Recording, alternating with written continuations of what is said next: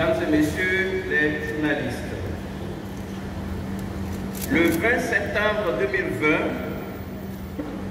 certains responsables de partis et mouvements politiques de l'opposition ont lancé un appel à la désobéissance civile. Cet appel à la désobéissance civile s'est traduit par la commission dans plusieurs localités du pays d'actes constitutifs des infractions pénales ci-après. Actes de terrorisme, meurtre, coups et blessures volontaires, diffusion de nouvelles fausses, incendie de moyens de transport public de personnes, destruction par incendie de véhicules appartenant à autrui, vol et destruction de matériel électoral, apologie des crimes de meurtre, pillage et incendie,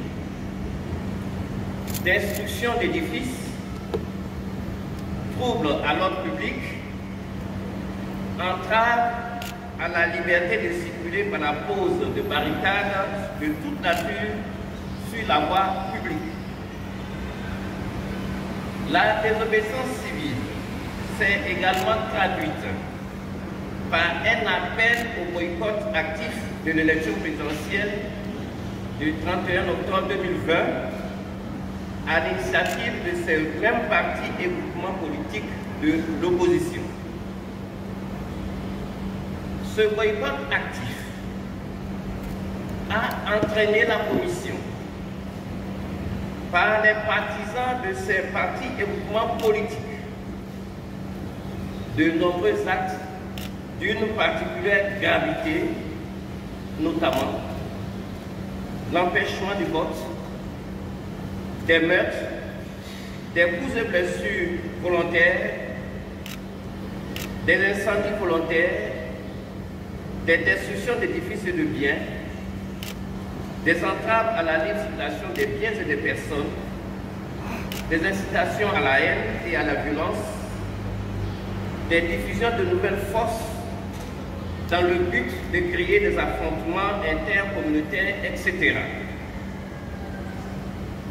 Le procureur de la République s'incline devant la mémoire des personnes décédées. Il adresse ses sincères condoléances aux familles de ces personnes et souhaite un prompt rétablissement aux blessés. Le lundi 2 novembre 2020, M. Pascal Afringissan, s'exprimant au nom de ses partis et mouvements politiques, a fait l'annonce de la mise en place d'un organe de transition dénommé Conseil national de transition. Cet organe, selon ses initiateurs, devait se substituer aux institutions en place. Les instigateurs de cet organe ont même annoncé la formation d'un gouvernement de transition. À l'analyse, tous les actes perpétrés et commandités par les promoteurs de cet organe avaient pour finalité d'attenter à l'autorité de l'État afin de parvenir au renversement des institutions de la République. Ces actes sont constitutifs d'attentats et de complots contre l'autorité de l'État et l'intégrité du territoire national. Le 30 octobre 2020, j'ai saisi le doyen des juges d'instruction en vue de l'ouverture d'une information judiciaire pour les faits d'actes de terrorisme, attentats et complots contre l'autorité de l'État, meurtre, vol et vol en réunion avec violence portant sur du matériel électoral et divers autres biens. Destruction volontaire de biens immeubles appartenant à une personne morale de droit public et de biens meubles, notamment du matériel électoral. incendie et destruction de véhicules appartenant à autrui, incendie volontaire de moyens de transport public de personnes, de biens immobiliers ainsi que de divers autres biens appartenant à autrui, pillage de marchandises et de propriétés immobilières, coups et blessures volontaires, organisation et participation à un mouvement insurrectionnel, organisation et participation à une manifestation non déclarée ou interdite, perturbation de réunion ou d'assemblée, provocation au crime de meurtre, apologie de crime de meurtre, atteinte aux opérations électorales et à l'exercice du droit de vote, publication et divulgation de nouvelles fausses. L'ensemble de ces faits sont prévus punis par les articles 3, 8 et 10 de la loi numéro 2015-493 du 7 juillet 2015 portant répression du terrorisme tel que modifié par la loi numéro 2018 864 du 19 novembre 2018 et également par les articles 162, 163, 176, 177, 179, 183, 184, 185, 190, 196, 197, 198, 202, 242, 254, 350, 352, 381, troisièmement et quatrièmement, 457, 458, 459, 460, 461, 462, 485 alinéas 1 et 2, 486, 493 et 495 du Code pénal.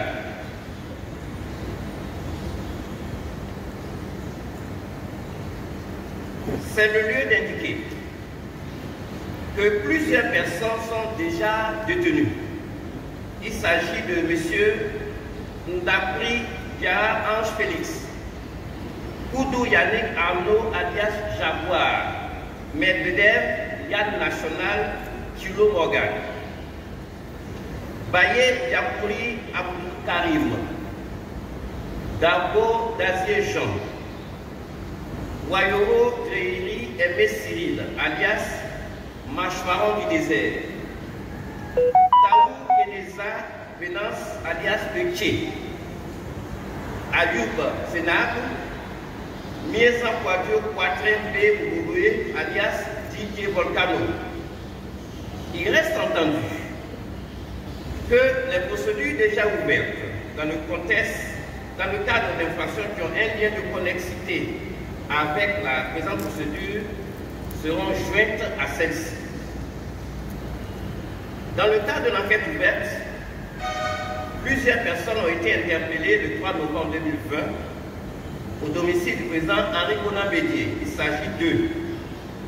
Mesdames et messieurs, Maurice Kapou Dikaoué, Bassi Kofi Bernard, Seribi Nguissan, André Quadio Pierre Narcisse, André Jean-Claude, Ezalé Georges, Kamarade Brahima, Madame Yabo Valérie Yolande, Monsieur Yao Alex Alain Clément, Damois Désiré, Anko Kwaku Kasmir, Madame Ndiaye Aminata, Monsieur Bédier Kwaku Marcel, Bédier Kofi Antoine, Andy Daniel, Yao Kwame Patrick, Joseph Kokura, Madame Esoubo Yaba épouse Été Vinci, Madame Bomo Alice Trinité, Monsieur Plessis Jean Chrysostome et Suibi Goré Émile. Parmi ces personnes, 9 ont déjà été libérées. Il s'agit de Mme Esuko Yaba, épouse Été Vinci, Mme Bomo Alice Trinité, de M. Plessis Jean Chrysostome, M. Suibi Goré Émile, M. Bédier Kwaku Marcel, Bédier Kofi Antoine, M. Andy Daniel, M. Yao Kwame Patrick et M. Joseph Okura. Plusieurs personnes qui ont participé à cette conjuration et qui sont parvenues à prendre la fuite sont activement recherchées. Il s'agit de M. Pascal Afik Nguessan, M. Abdallah Albert Troaqueuse Mabri. L'enquête ouverte permettra d'interpeller toutes les personnes ayant participé à quelque degré que ce soit à cette entreprise criminelle. Cette enquête va s'étendre sur l'ensemble des localités de notre pays où ces faits d'une particulière gravité ont été commis pour en appréhender les auteurs et les complices.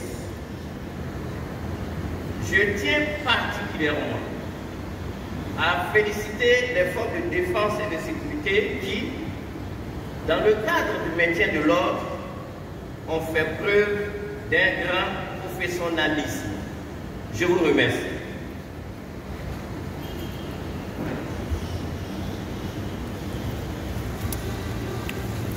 Merci, monsieur le procureur. Nous allons commencer par la série de questions. Nous allons commencer par une première série de questions. Le micro va passer et vous présenter et vous poser votre question.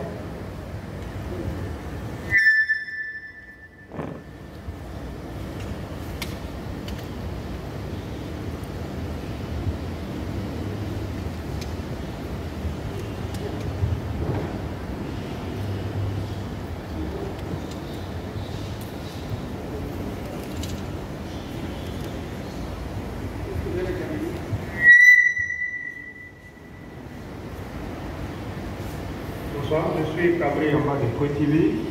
Monsieur le procureur, dans les noms qui ont été cités parmi les personnes interpellées, il figure le nom du président du CNP.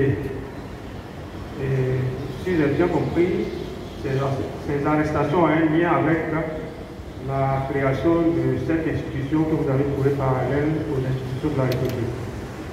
Comment cela s'explique? Le KTV qui a indiqué que, au nom des personnes interpellées, j'aurais cité le nom du président du CNP. C'est qu'elle a dû mal entendre parce que je n'ai pas cité son nom. CNP, ça n'a pas été cité. Ah, ok, d'accord. Donc la question c'était pourquoi son nom n'a pas été cité. D'accord. Et comment on explique cela? Merci beaucoup. Je crois que j'ai bien compris votre question. Vous savez que le procureur de la République, lorsqu'il est saisi d'une infraction, dispose de tous les moyens qui sont sur sa table. Des arrestations, des mandats et autres. Il est clair que le procureur de la République également, je l'ai indiqué lors de mes précédentes interventions, a l'opportunité des poursuites. Avant d'interpeller quelqu'un, il s'assure que cette personne, eu égard à son âge, eu égard à sa condition physique, peut supporter la détention. C'est pour cela que, ayant l'autorité des poursuites, le procureur n'a pas cru nécessaire de procéder à l'arrestation du président du Conseil national de transition, tel que ça a été annoncé. Donc il n'est pas interpellé, mais ce sont des options dont dispose le procureur qui sont sur la table.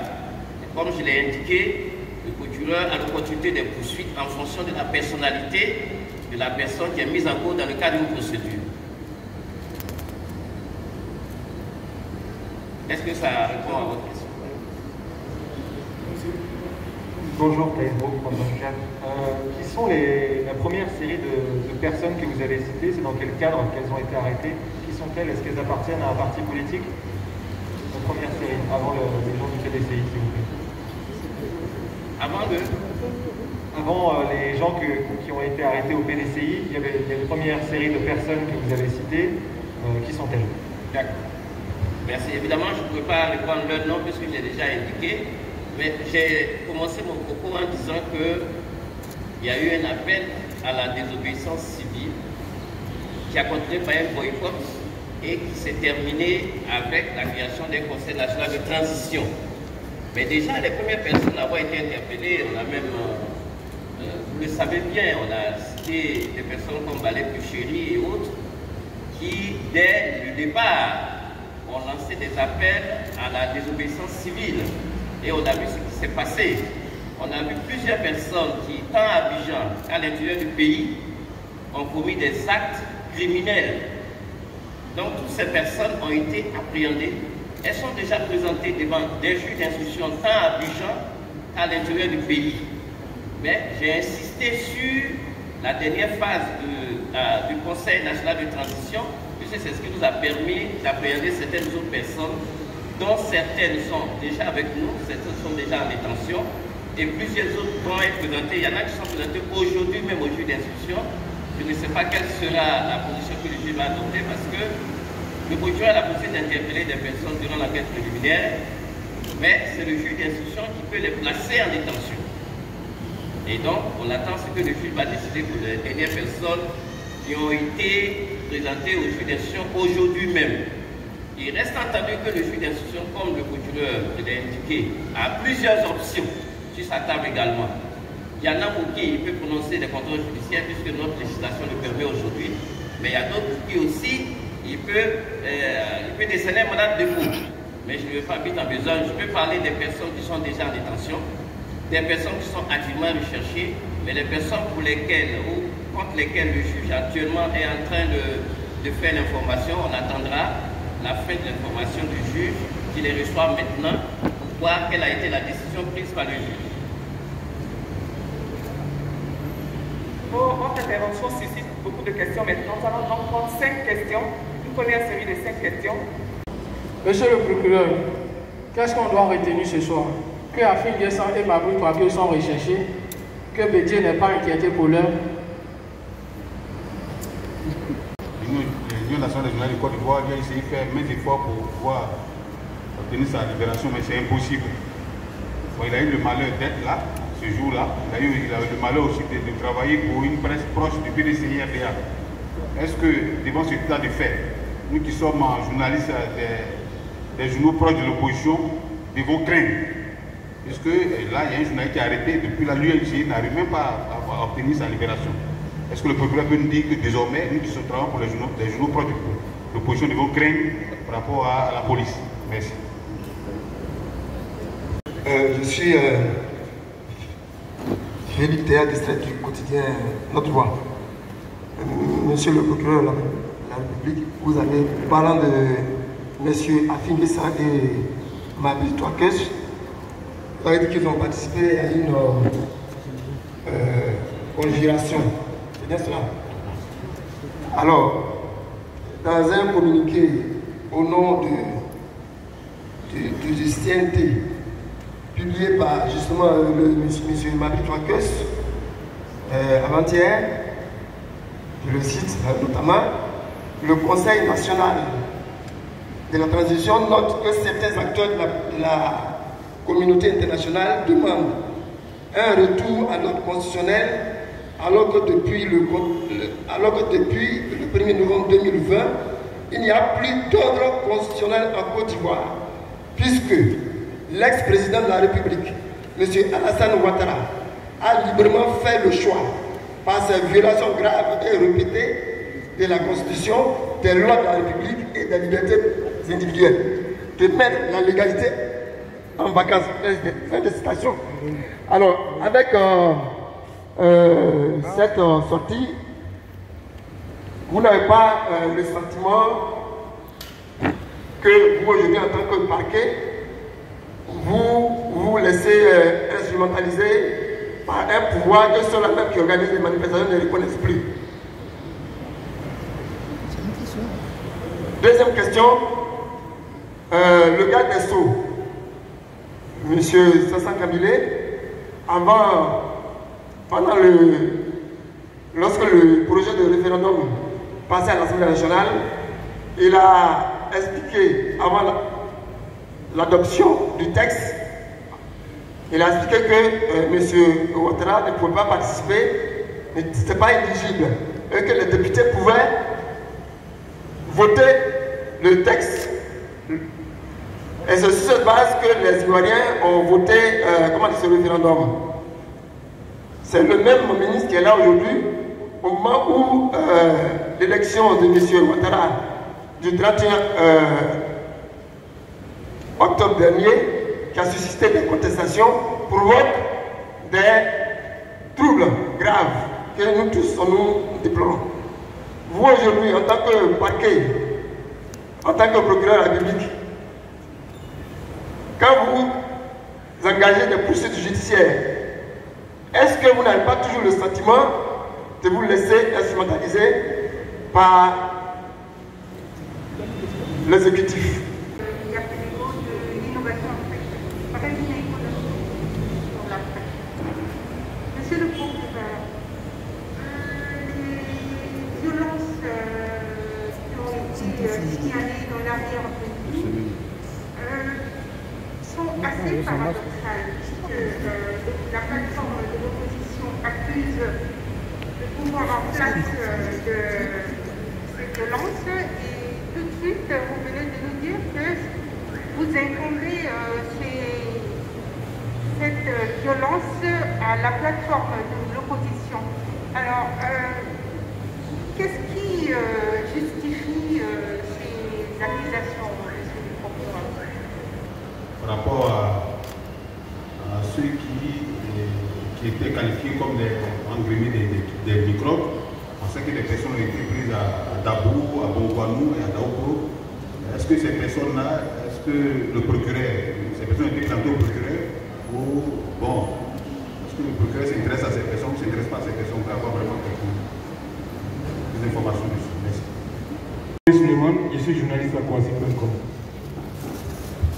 Monsieur le procureur, vous avez dit tout à l'heure que le président Bédi n'a pas été interpellé.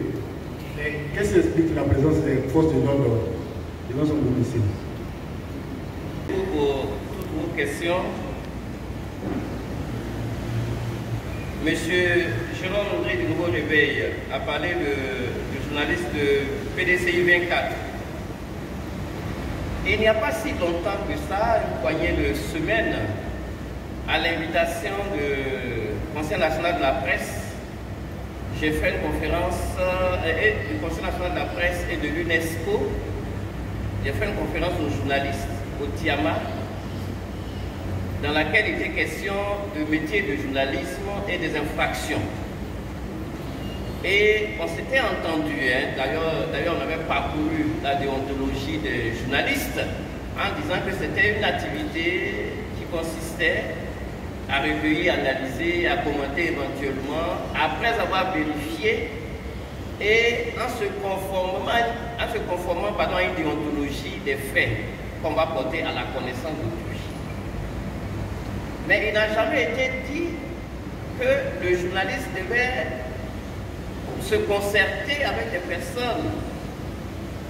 Parce que comme je dis, ceux qui ont été appréhendés ne l'ont pas été par délit de faciès ou par métier. C'est des personnes contre lesquelles nous avons des écoutes. Nous avons également des actes, des preuves qu'ils ont posé certains actes. Et comme la loi qui permet de réprimer les infractions en matière d'atteinte à la sûreté, de sédition et de parjuration, pas de quiconque. On peut être journaliste. Et vous le savez bien, le journaliste n'a pas une immunité totale. C'est dans le cas des délits de presse, même dans le cas des délits de presse, il y a un mode de poursuite du journaliste.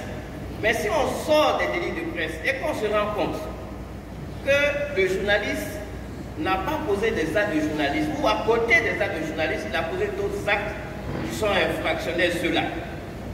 On ne pourra pas dire que parce qu'il est journaliste, on ne le poursuit pas. Donc, pour le moment, les faits sont au niveau du juge d'instruction. Je crois qu'on le laisse travailler et par la suite, s'il n'y a rien contre lui, on va aviser. Alors, monsieur de cette info a parlé de ce qu'il fallait retenir ce soir. Je crois que ça a été largement indiqué. Il y a plusieurs options en ce qui concerne le président Bédié sur la table. On est en train de les examiner, mais il a également parlé de son âge, de sa personnalité, parce que le procureur attaque à cause de l'opportunité des poursuites aux personnes. J'ai également indiqué que M. Babi Touakeuse, pour lequel un de vos confrères a dit également qu'il a continué de faire des publications appelant à la sédition, tout comme M. Pascal Affingué, sont activement recherchés. Je crois qu'on ne peut pas être plus clair que cela. Alors, j'ai commencé la conférence par un appel qui a été fait par certains partis d'opposition. Et moi, je voudrais terminer avec votre permission par un appel. Mon appel à moi, c'est un appel à la responsabilité, à la modération et à la modération afin de préserver nos acquis. Et l'un des acquis les plus importants, c'est la paix. Je vous remercie.